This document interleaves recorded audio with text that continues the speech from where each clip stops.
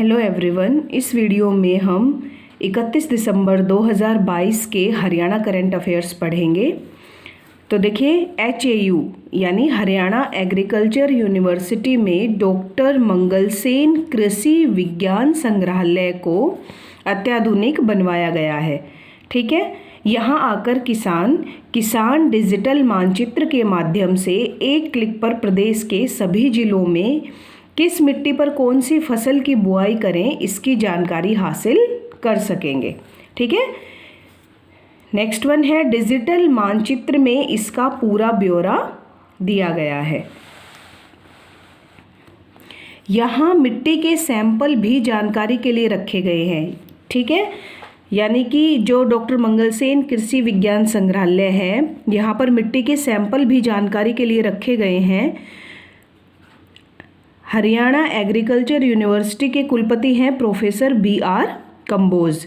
Digital मानचित्र का उद्देश्य किसानों को फसलों की विभिन्न किस्मों की बुआई के प्रति जागरूक करके उनकी आमदनी को बढ़ाना है। ठीक है, तो ये है डिजिटल मानचित्र का क्या फ़ायदा किसानों को मिलेगा। सोमवार से शनिवार तक सुबह 9 बजे से शाम 5 बजे तक यह संग्रहालय खुला रहता है और कोई भी 50 रुपये पेमेंट करके इस म्यूजियम को घूम सकता है। ठीक है, घूमने की फ़ीस जो है वो 50 रुपये है। डिजिटल मानचित्र में ऑडियो रिकॉर्डिंग की भी सुविधा प्रदान की गई है। किसान यदि पढ़ नहीं पा रहे हैं तो हिंदी में भी रिकॉर्डिंग के माध्यम से फसलों और मिट्टी के बारे में जानकारी हासिल कर सकते हैं। अंग्रेजी में भी जानकारी देने की सुविधा प्रदान की गई है। देखिए, यहाँ पे जो ये डिजिटल मानचित्र है, इसमें ब्यौरा दिया गया है। उस ब्यौरे में क्या है कि कौन से ज़िले में किस तरह की मिट्टी है और कौन सी फसल वहाँ पे उगा सकते हैं। ठीक है, तो रेतीली मिट्टी कौन कौन से ज़िले में है हरियाणा में? हिसार, सिरसा, भिवानी, चरखी दादरी, गुड़गांव, फरीदाबाद, पलवल, रेवाड़ी और महेंद्रगढ़ में रेतीली मिट्टी पाई जाती है। तो इसमें कौन सी फसल के लिए ये मिट्टी उपयुक्त है? बाजरा, सरसों, मूंग और ग्वार के लिए।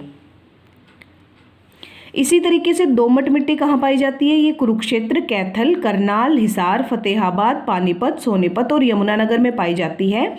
अब ये मिट्टी किस तरह की फसल के लिए उपयोगी है? रुई, गेहूं, चावल, राया, सब्जियां, किन्नू, अमरूद, आंवला। इसी तरह देखिए, गादिया दोमट मिट्टी कौन से जिलों में मिलती है? ये अंबाला, गुड़गांव, नूंह, यमुनानगर और पंचकुला में पाई जाती है। और ये किस तरह की फसल के लिए उपयोगी है? मक्का, चावल, अमरूद और आंवला। इसी तरह गादिया मिट्टी जो है, ये पहले था गादिया दोमट मिट्टी और ये है गादिया मिट्टी कौन कौन से जिले में मिलती है? पंचकुला, यमुनानगर, गुड़गांव और नूंह में। ठीक है, ये कौन सी फसल के लिए उपयोगी है? मक्का, चावल, सब्जियां, अमरूद। तो ये सारा जो ब्यौरा है ये है डिजिटल मानचित्र में दिया गया है।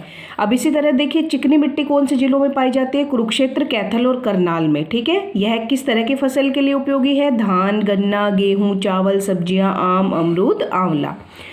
इसी तरह ये डिजिटल जो मानचित्र है उसमें किसान इन चीज़ों का ब्यौरा ले सकते हैं कि किस तरह की मिट्टी कौन से ज़िले में है और उसमें किस तरह की फसल उगाना ज़्यादा फायदेमंद रहेगा।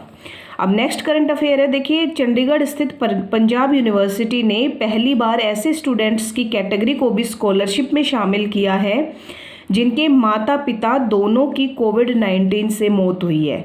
ठीक है, तो ये बहुत ही सराहनीय पहल है पंजाब यूनिवर्सिटी की।